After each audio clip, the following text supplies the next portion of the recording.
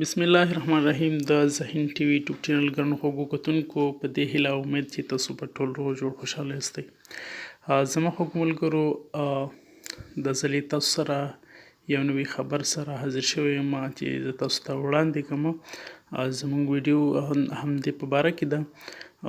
دا همدا اوس یعنې 2 ساعته وړاندې د فیسبوک، مسنجر او وتساپ په انستیګرام نو دغه اپلیکیشنونو مکمل ډول کار پرېښودو. نو راځو دا څله او ولې د دې مشکل څه و چې دې کار پرېښودو.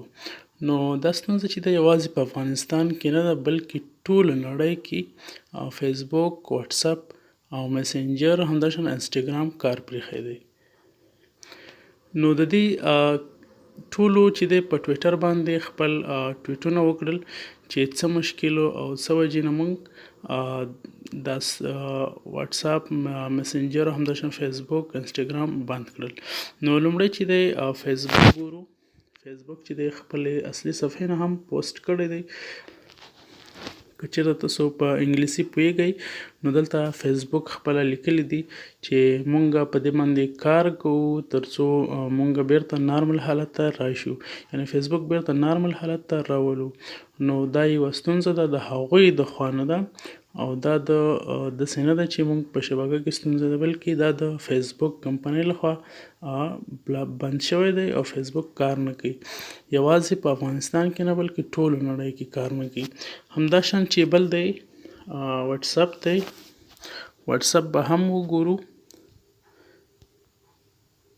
نو هغوی هم خپل ټویټ کړی دی، وختي ما وکتلو او په دې په اړه باندې